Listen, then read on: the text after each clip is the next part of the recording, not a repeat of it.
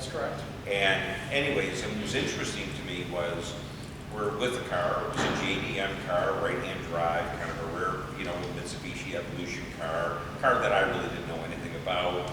But I was talking to, you know, 23, 24, 25-year-old young guys. They weren't check writers for the car, and I don't think they would have been check writers in the next year or 2 years. But what was interesting when you saw Michael even talking to them, these are young guys. In 5 years, they're going to be making money. Probably they're starting to make money now coming out of college. And I got news for you. These guys were sitting there. These were intelligent guys. They're going to be check writers for those cars. And when those guys come into the marketplace, it was that car appealed to that. And I was looking at it, whatever you paid for it, I think 5 years from now, that car is going to be a double just because of the guy, that market. I couldn't believe that. It was just something I was standing back and looking at. I just couldn't believe the interest that was there by a section of the market that is not matured yet, but is soon to be. And these are not the guys going to a Barrett Jackson auction and going and buying a 67 Corvette, right? No, these are guys in their 20s that will be probably very capable buyers only 5, 6, 7 years from now. And I think as they try to, and I think with a lot of the cars that are there, I don't think the love of cars is going to go away. I don't think, I don't think it'll ever go away. I don't think, but markets will move around with the car market. You have a lot of guys in their 25s, 30s, 35 years old that are going to be very, what's the way of putting it? The cars that really hit home for them. As a matter of fact, I think we were just talking about a red Porsche right over there just a little bit ago, a car that you wanted when you were young, and you know, it was a car that you connected with, a car that I connected with, okay? I mean, I connected with it to the fact I even told them. And I absolutely love that car. I walked up, I was looking at it before we actually met. Those types of cars and those connections are going to be, that's one of the reasons why those cars do as well in the market as they do, is just because the age group of the people that support the market on that car are now in earning years where they can afford to actually pay, and they're bidding against people that are at the exact same interest. And so I think as, you know, and I'm getting a little off track, but okay. No, but I think as you're... We're going to talk about genres later, so right, that's right. fine. We can talk about that now. No, but I think as we're looking at so many of the different cars, I don't think there really is a bubble in so many ways. I think there's some weak spots, and I think there's some stuff that got oversold, but I just think that was just a mistake. They were just mistakes. I wouldn't say, I don't think it was the market was made high. And some of the Corvettes that have done well. There were some great cars that did well, some Porsches that have done well, some great cars. But there's also a lot of cars that they shouldn't have done as well as they did. And that's something that's going to be, that'll take a little time to kind of filter. Work its way through the market. So there's one thing, Chip, that you told me a long time ago that I always remember when we're talking about, well, what's the next sort of thing? And that's always a very difficult thing to predict. But you talk about these long sort of waves of interest in a particular, we're talking like 40, 50 years of interest on a car. Can you sort of expound on that, what you told me a while back? Well, a lot of 50s cars. As a matter of fact, right before COVID, you know, if you were looking at a lot of 60s Corvettes, if you were looking at C1 Corvettes, T-Birds, a lot of 50s and early 60s cars, the interest in those cars was falling, and the market was falling, and the market kind of was showing that. And it was just because those cars were very much in favor in 1985, 1986. And nowadays you're looking at the cars, a lot of those cars were restored 35 years ago in the mid-80s. Now they're getting a little long in the tooth as far as the way the restorations go because they're old. And unfortunately, the people that supported the market for all those years aren't really active in the marketplace. Actually, they're active in the marketplace, but it's not where their family's actually selling the cars, not actually out there trying to buy the cars. So you have a supply issue that's kind of endless, and you have a market of buyers that's actually shrinking. So you know, that's kind of fallen out a little bit. Those saw a little bit of a resurgence here just recently. But that might have been due to that sort of, we talk about that, you know, the COVID mortality, you know, I always wanted one of those cars, and I may not be here next year, so.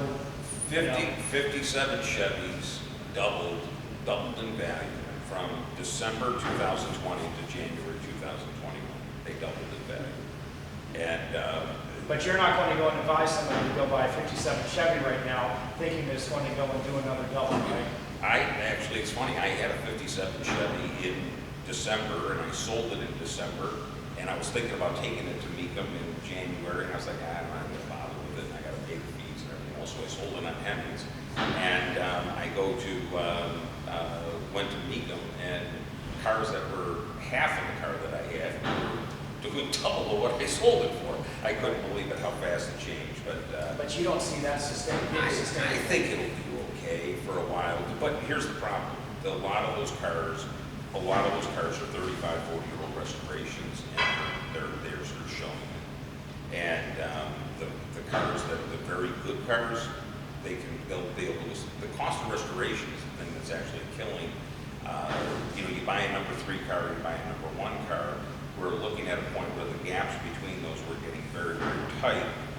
The cost of restoration, even if the markets stay constant or they go down, the cost of restoration, the cost of everything, doing anything, is literally, I don't know, but it's going to continue to go up. Year after year, it's going to continue to go up. So what was able to be restored in the 1980s for $15,000, $20,000 is now for a good car, $150,000 or $200,000 to do a top level car. And not only the cost of that, but you know what we've learned. I mean, we have mutual friends that have gone through multi-year restorations on, you know, things like Lamborghini Countachs or you know, older Ferraris or things like that. And they've now gotten to the point where they say, you know what, I have no, and they were going and saying, well, I'm going to go buy this car and I'm going to go restore it and I've got the place and all this. And now they've gotten to the point where they say, you know what, the brain damage that I'm going to have to go through, not only finding somebody to do it and waiting for that space to open up, which is 2 or 3 years down the road at best, but the cost of the restoration, the time, the having to send Chip out every few months to go and check on how things are going and all that, they just say, I don't want that anymore, I just want to buy the done car, which is also what we're seeing at auction. Is it was for a time that those sort of cars that needed restoration, you know, I mean, I'm thinking of the Dino market, right? There wasn't a whole lot of spread between, say, a Dino that needed, you know, a full restoration and a car that was completely done. And that's one area, and I think you can go and sort of, and I know we're sort of jumping around on different cars here, 57 Chevys and Dinos, but that's a car where over the last few years you've started to see the gap widen tremendously between a car that needs, because people are realizing this needs $250,000 and 4 years of work. I might as well go and buy the car for $550 or $600 grand, because even if I'm buying the car that needs a restoration for $250 or $300, it's just not even worth it to me, right? And I think we're seeing even more of that. That a few years ago we really weren't seeing. And you know, maybe that's just people are just sort of realizing the. And I know I'm looking at some of you out there. I know you know very well the pain of restoration, even if it's not a full nut bolt restoration. Just the cost of getting work done. So, okay. Do we have any comments about the market before we move on? I mean, any other questions about that? I'm trying to be conscious of the time as well. But again, I think if we were going to summarize sort of the state of the market, it's, you know, don't believe if you see a car that is sort of something that you've been following, and you see a particular example that, you know, may not have sold for anywhere near what you thought it sold for, or on the contrary, sold for a lot more than you would have ever expected it.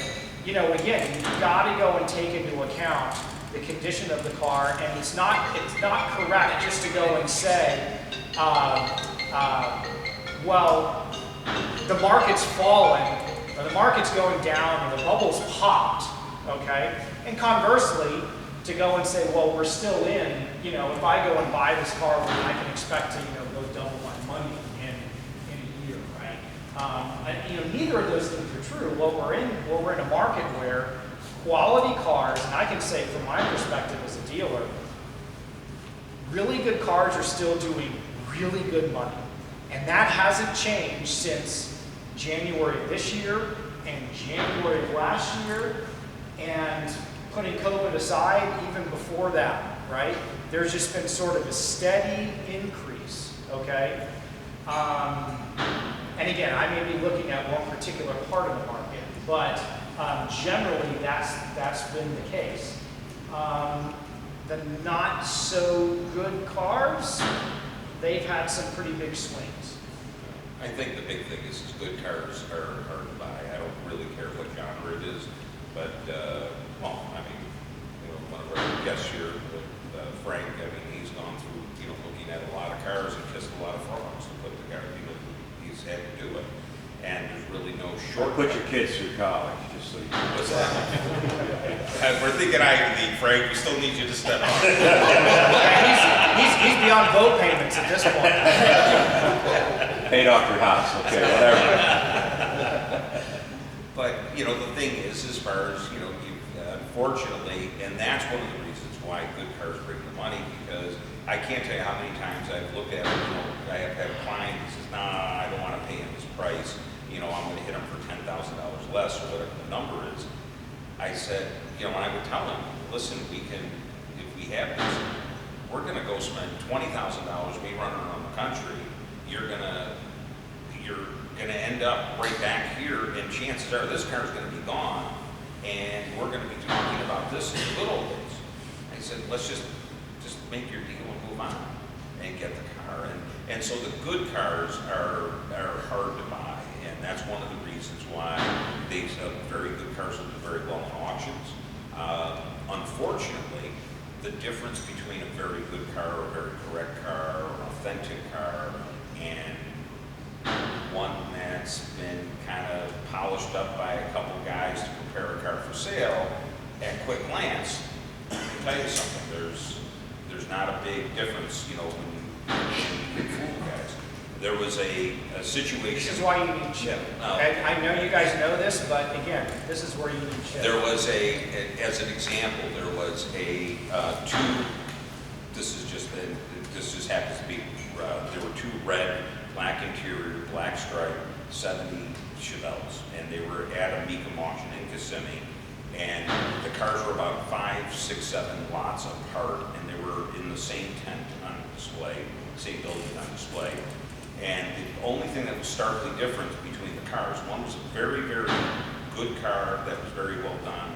One was a very nice looking car that was complete fraud from bumper to bumper.